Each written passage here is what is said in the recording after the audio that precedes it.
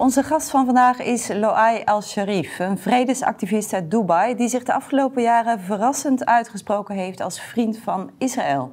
Ooit opgevoed met een afkeer van Joden en Israël, pleit hij nu openlijk voor de erkenning van Israëls bestaansrecht, ook binnen de Arabische wereld. Zijn standpunten zijn controversieel, worden niet overal gewaardeerd en roepen vragen op. Is dit een moedige stap of een politieke strategie? Wat drijft hem en wat wil hij bereiken? We spreken met hem over zijn persoonlijke omkeer, de oorlog tegen Hamas, de Abraham-akkoorden en zijn visie op vrede in het Midden-Oosten. Loay, welcome. It's a pleasure to have you here in our studio. Thank you so much. First time in the Netherlands. Yeah, we're gonna talk about your personal story, about your view on the Abraham Accords, about peace, a lot of topics. But first, I want to start with the news. What is going on the past few days? And what struck us is that the Israeli cabinet has approved that the humanitarian aid to Gaza should be resumed on short term, because the aid had been blocked from Gaza for a few months since March. And Israel says now that they will take measures to make sure that the aid does not fall in the hands of Hamas. What do you think? It's a good step that Israel is resuming? Yeah, it's a good step. I think humanitarian aid should never be blocked. I know the Israeli concerns. I know that it might fall in the hands of Hamas. But there are other ways, like the airdrops. I think the aerial aid should be resumed. Yeah. I don't really understand. It's not that I don't really understand. I understand the fears of Israel that things can fall into the hands of Hamas, but I don't agree with the Israeli government in blocking the aid completely and using because it as the a humanitarian weapon. aspect. Yeah, because is of the also humanitarian important, aspect, and yes, you can put pressure on Hamas militarily, but you should never prevent the aid from getting into the citizens of Gaza. I think with airdrops can be a solution, that it can go back, or like some sort of a measure that you make 100% sure through a third company, or through a third party, to make sure that the aid doesn't go to Hamas. Yeah, very clear, and it's a good step. We think the United Arab Emirates foreign minister, and correct me if I pronounce it wrong, but his name is Sheikh Abdullah bin Zayed Al Nahyan. Sheikh Abdullah bin Zayed, yes. He said in an interview that the goals in Gaza should be first getting the hostages out, and we need calm in Gaza. We need an authority that is not Hamas that controls Gaza, and that the humanitarian support must go hand in hand with the political transformation. So he has specific views about what should happen in Gaza. Do you agree with him? That's what we've been saying for the past 17 months. That's, by the way, that's a brave statement from a brave person. Why is it brave? Because not many Arab ministers said that, clearly. I'll be very blunt.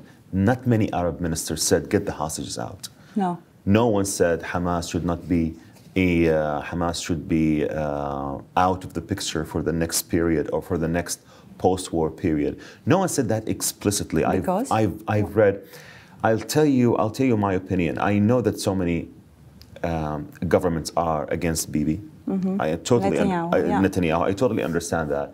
But getting the hostages out and pointing fingers at those who started this war should be a moral clarity. And I really applaud for Sheikh Abdullah for saying this clearly. And this is what humanity demands, by the way, getting the hostages out, because this war started when Hamas decided to invade Israel, decided to take people from a rave as hostages. It did not attack military bases, military compounds alone. It went to music festivals, it went to the kibbutzim, to villages. I went myself and I saw the horrors of Hamas in Kibbutz Be'eri. Yeah, we're going to come to that also. Yeah, later, so it's like, this is the right statement from a very rightful minister.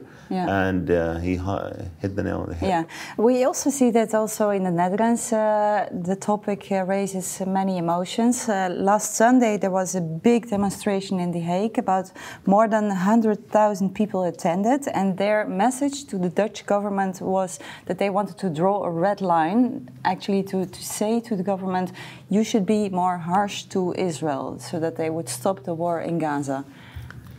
So what I would really like to ask those protesters or those people who made such demands, why don't they put the pressure on the party that started this war? People tend to forget that in history you cannot ask the party that didn't start the war to end the war. The ones who started this war were Hamas. So Hamas started this war, the pressure should be on Hamas. I am for ending this war. It's an ugly war. It's a war that is making lots of people die. But let's not forget, it's a war that Hamas started, that Israel didn't ask for, didn't want. And it was a suicidal war by Hamas. And by the way, Hamas leaders, they don't care about their people.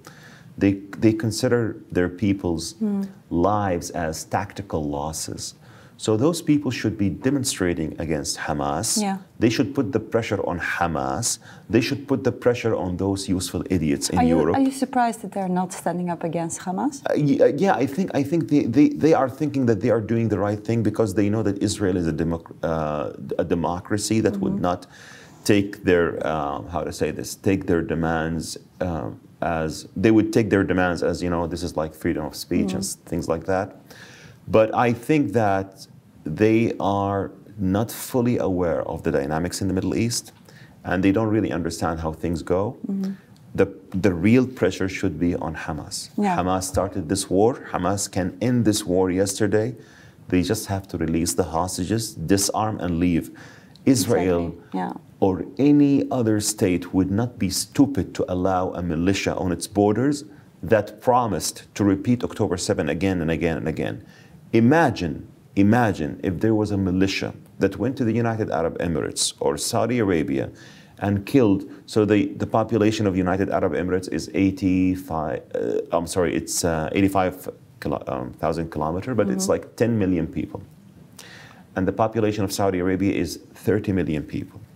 Imagine if a militia went to Saudi Arabia or in Israel and they killed Saudi Arabia or the UAE and they killed 2,500 people. You wouldn't accept. Or 3,000 people, or 3,500 based on the proportions, things that had happened in Israel.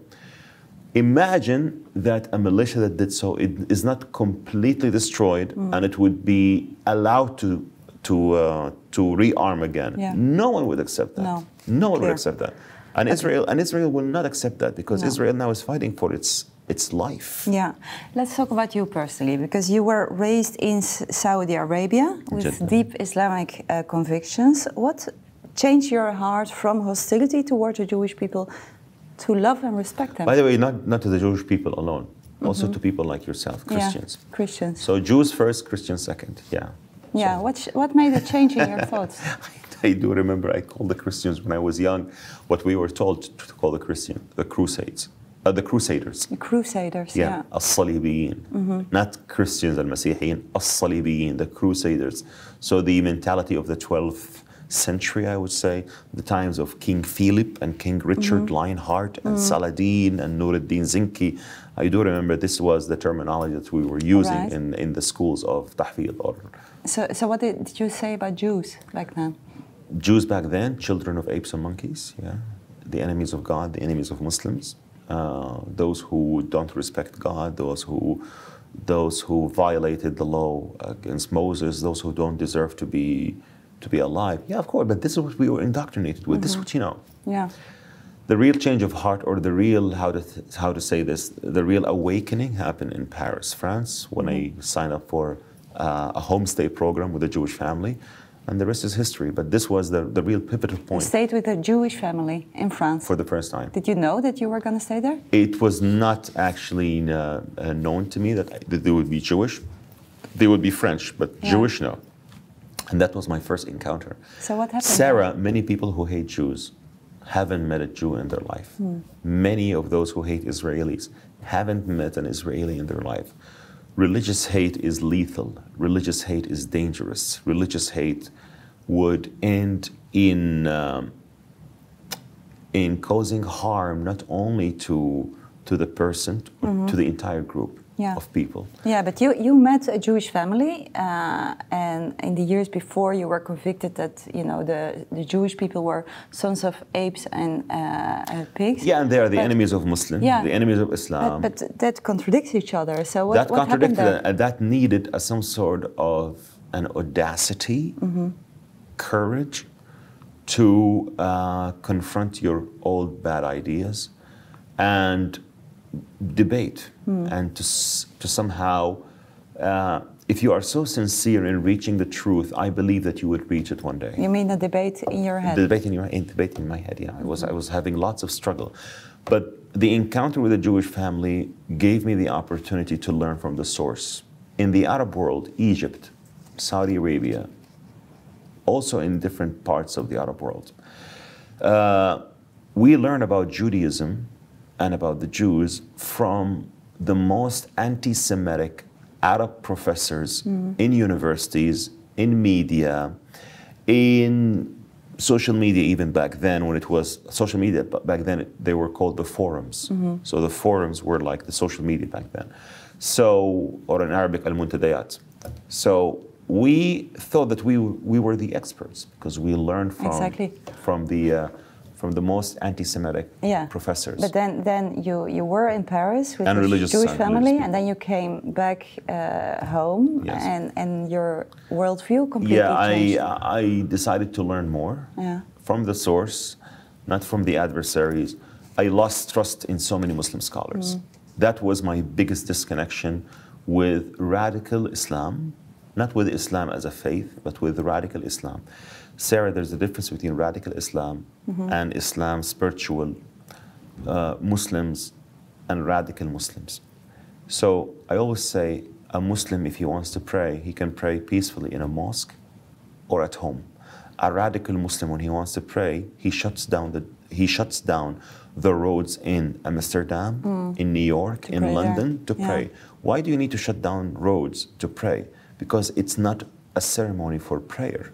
It's a ceremony for showing power, showing domination, that you will win. That's the difference between radical, a regular Muslim, a spiritual Muslim can pray at home or in a mosque, simply. But a radical Muslim wants to show, I'm here. Yeah. Now you stated that there is no contradiction between being a Muslim and recognizing the legitimacy of Israel. I think a true Muslim who understands religions so well, who understands history so well, who understands the Bible so well, who understands the context of the Quran itself, even with the criticism of the Jews in the 7th century because of the tension between the Byzantine Empire and the Christians and the Jews at that time and Prophet Muhammad, he would absolutely support the idea of having the Jewish people in their ancestral homeland, which is Israel, which is, by the way, which is called Israel not only by Jewish prophets, but also by Jesus of the Nazareth, who called the land Israel in the Gospel of Matthew when he talked about the end days, that the Son of Man will come back. And he said, I verily say to you, the Son of Man will not come back. Verily I say to you, you will go through the cities of Israel until the Son of Man comes back. He called it Israel. And there are millions of Muslims who are named Isa, Jesus, which is Jesus. And they say a true Muslim would not call the land Israel.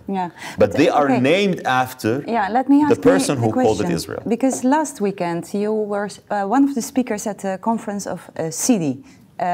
Protesters were gathering outside and they called you an infidel. So we're now in the same. Supporting Israel. We're now in the same club. Yeah. So how do you respond to them? So I don't take it. You know why I don't take it heavy on me? Because one day I was in their shoes. One day I was in their shoes. I know how they think. I have the keys to dismantle the hate.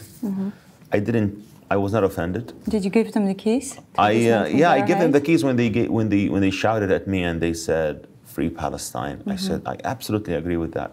Free Palestine from Hamas. That is the right thing to say. And of course, if those protesters want to have a dialogue, want to listen, I would be more than happy to talk with them. But usually, the pro-Palestine, not the pro-Palestine, the pro-Hamas supporters or protesters.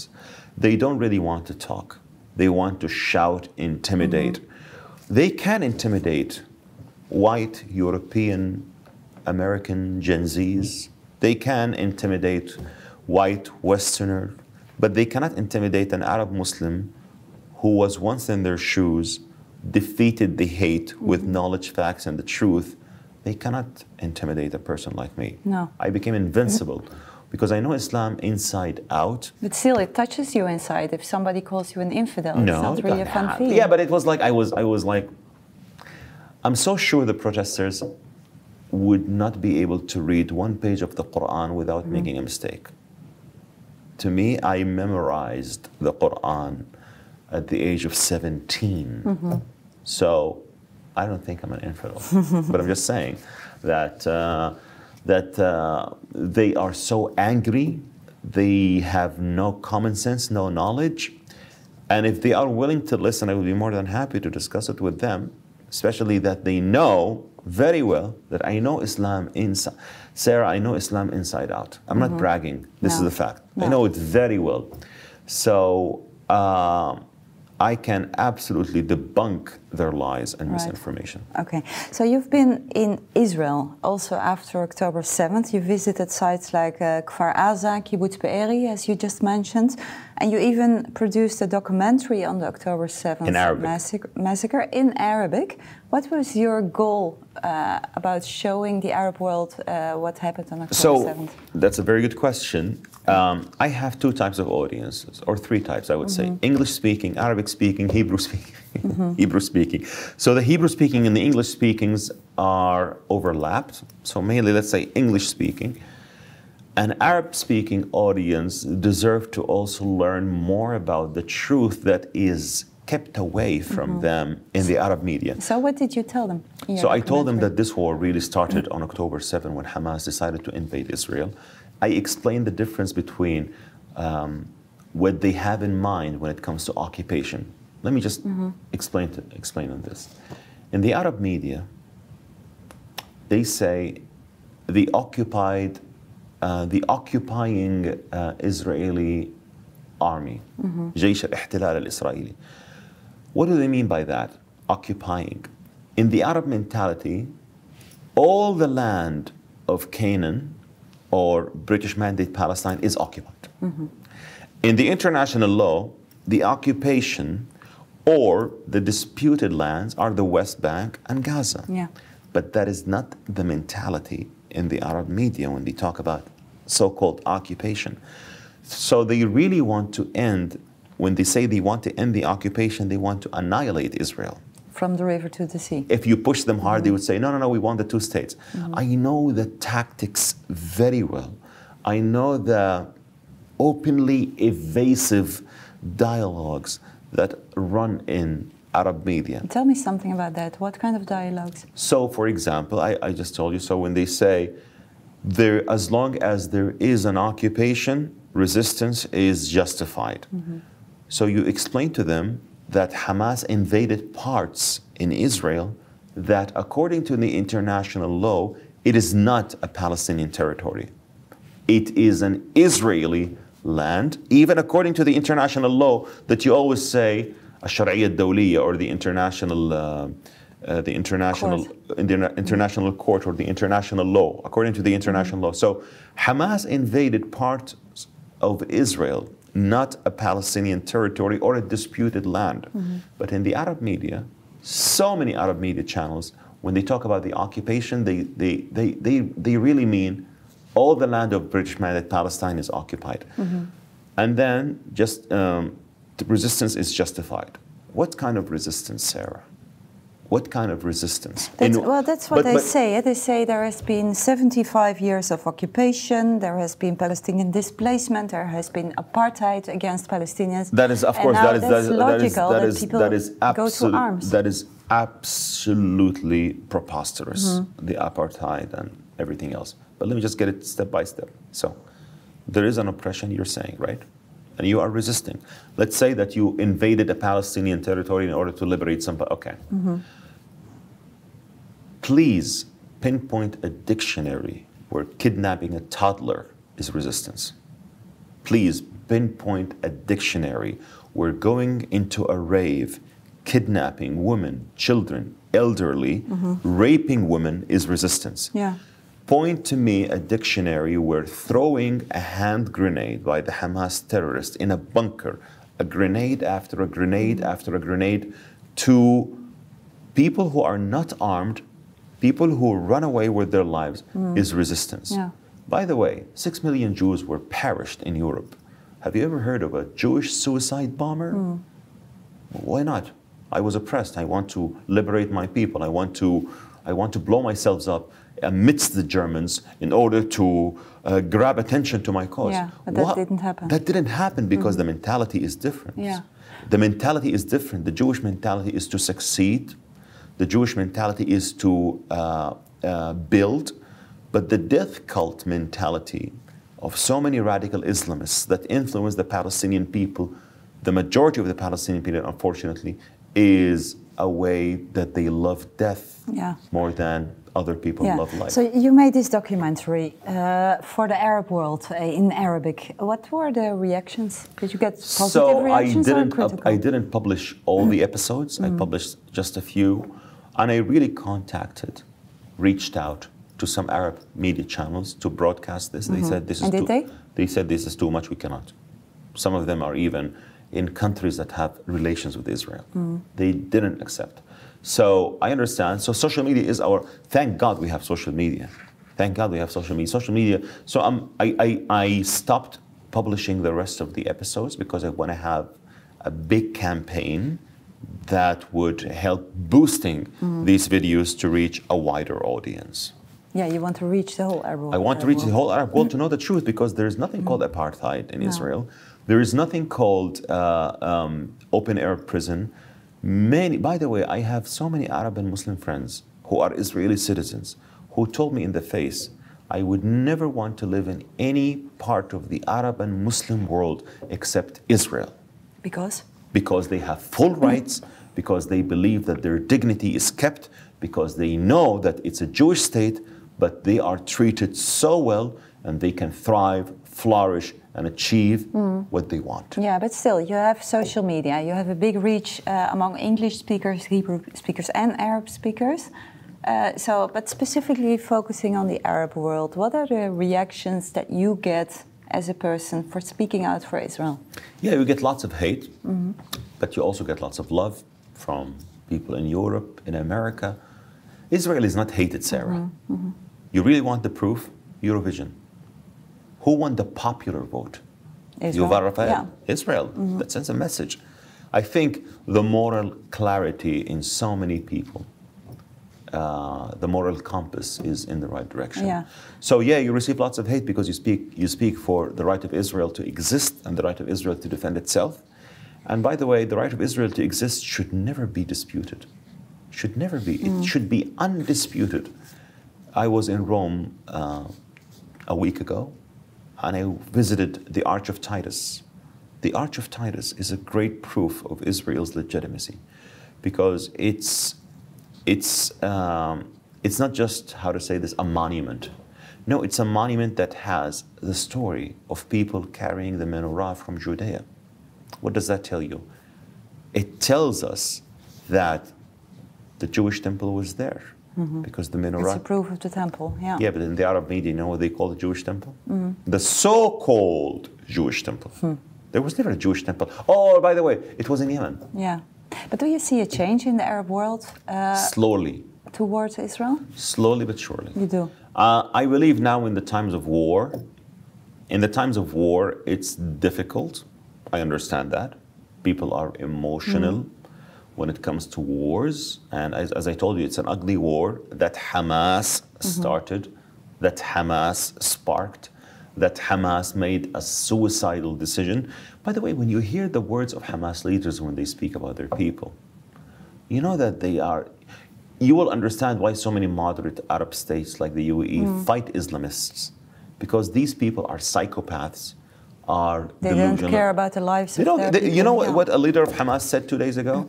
Yeah, we lost 50,000 people, but we can reproduce. Yeah. Simple. Crazy. Yeah, people who died, they're just numbered. Let's talk about the Abraham Accords. Do you think they got a major blow on October 7th? Yes, but you know why? Because the Biden administration didn't help the Abraham Accords. The Abraham Accords wouldn't succeed without the US.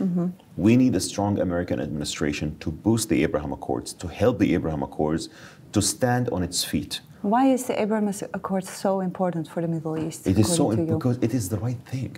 By the way, I tell you what I mean by it's the right thing. The Middle East is comprised of Arabs and a small country that is called Israel, the size of New Jersey. So the Arab states and Israel, they form the depiction of the children of Abraham, Ishmael and Isaac. Ishmael and Isaac did not communicate in their adult life, but they communicated when Abraham died. When Abraham died, Ishmael and Isaac buried Abraham in Hebron. Abraham united Ishmael and Isaac 4,000 years ago.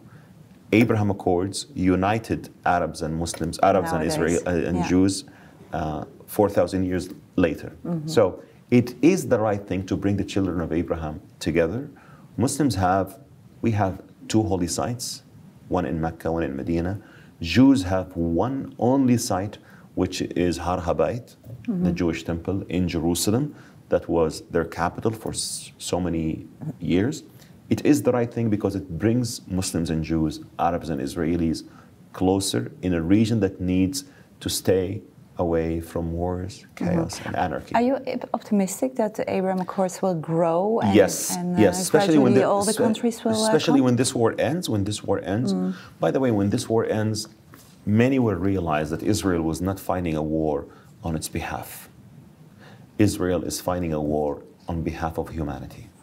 And many people who don't see it this way now, they will see it later when they realize that a radical Islamist terrorist group like Hamas is defeated because everyone else can be next. Trust me, even the useful idiots in the West who don't understand Hamas well, who don't understand the Muslim Brotherhood or the radical groups, they will thank Israel later. Yeah. I promise you.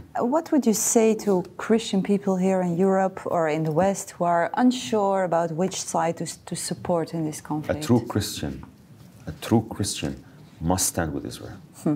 A true Christian who understands the Bible so well, who understands history so well, who understands moral values so well, must side with Israel, not with Hamas.